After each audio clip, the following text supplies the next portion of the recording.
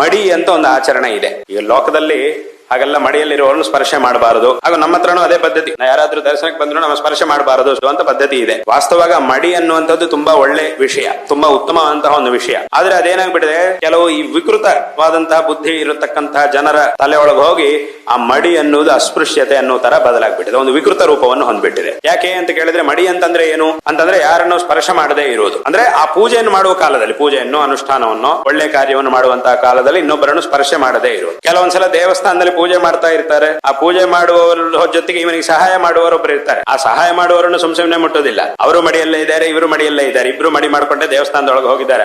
ಅವ್ರು ಇವರಿಗೆ ಸಹಾಯ ಮಾಡ್ತಾರೆ, ಇವರು ಪೂಜೆ ಮಾಡ್ತಾರೆ. ಅವರಿಬ್ಬರಲ್ಲೇ ಸುಮ್ನೆ ಒಬ್ಬರನ್ನೊಬ್ಬರು ಮುಟ್ಟೋದಿಲ್ಲ. ಏನ್ ಮಾಡ್ತಾರೆ, ಇವ್ರಿಗೆ ಪೂಜೆಗೆ ಏನ್ ಬೇಕಾಗಿದೆ ಅದನ್ನ ಏರ್ಪಾಟ್ ಮಾಡಿ ಅಲ್ಲಿ ಇಟ್ಟಿರ್ತಾರೆ, ಇವರು ಅದನ್ನು ದೇವರಿಗೆ ಪೂಜೆ ಮಾಡ್ತಾರೆ, ಬರ್ತಾರೆ.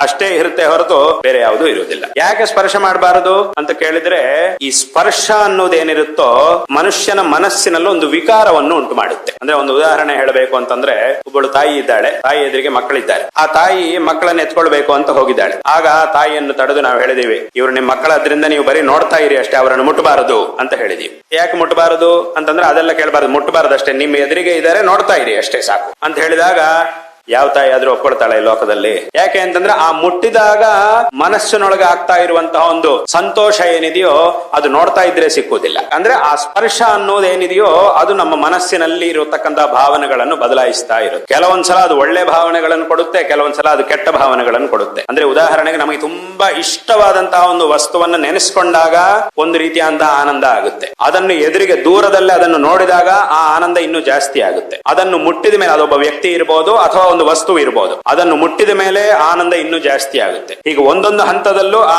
ಸಂತೋಷ ಅನ್ನೋದು ಜಾಸ್ತಿ ಆಗುತ್ತೆ, ಮನಸ್ಸಿನಲ್ಲಿರ್ತಕ್ಕಂಥ ಆ ಭಾವನೆ ಬದಲಾಗ್ತಾ ಇರುತ್ತೆ. ಹಾಗೆ ನಮ್ಗೆ ಇಷ್ಟ ಇಲ್ಲದೆ ಇರುವಂತಹ ಒಂದು ವಸ್ತುವನ್ನು ನೆನೆಸ್ಕೊಂಡಾಗ ಒಂಥರ ಮನಸ್ಸಿನೊಳಗೆ ವಿಕಾರ ಆಗುತ್ತೆ. ಅದರ ಹತ್ರಕ್ಕೆ ಹೋಗ್ಬೇಕಾಗಿ ಬಂತು ಅಂತಂದ್ರೆ ಇನ್ನೂ ಜಾಸ್ತಿ ವಿಕಾರ, ಮನಸ್ಸಿನೊಳಗೆ ಒಂಥರ ಇನ್ನೂ ವಿಕಾರ, ತುಂಬಾ ವಿಕೃತವಾಗಿ ಮನಸ್ಸು ಬದಲಾಗ್ತಾ ಇರುತ್ತೆ. ತುಂಬಾ ಮನಸ್ಸಿನಲ್ಲಿ ಕೋಪನೂ ಬರ್ತಾ ಇರುತ್ತೆ, ದುಃಖನೂ ಬರ್ತಾ ಇರುತ್ತೆ. ಅಂದ್ರೆ ಅಲ್ಲಿಗೆ ಏನಾಯ್ತು, ಆ ಸ್ಪರ್ಶ ಅನ್ನೋದೇನಿದೆಯೋ ಆ ಮನಸ್ಸನ್ನು ಸ್ಥಿರಚಿತ್ತವಾಗಿ ಇರ್ಲಿಕ್ಕೆ ಬಿಡದೆ ಬೇರೆ ಬೇರೆ ರೀತಿಯಾಗಿ ಬದಲಾಗುವಂತೆ ಮಾಡ್ತಾ ಇರುತ್ತೆ. ಈಗ ಯಾರನ್ನು ಮುಟ್ಟಿದ್ರೆ ಅವರಿಗೆ ವಿಕಾರ ಆಗುತ್ತೆ, ಯಾರನ್ನು ಮುಟ್ಟಿದ್ರೆ ಆಗುವುದಿಲ್ಲ ಅನ್ನೋದನ್ನ ಹಾಗೆ ಕಂಡುಹಿಡಿಯುವುದು ಕಷ್ಟ.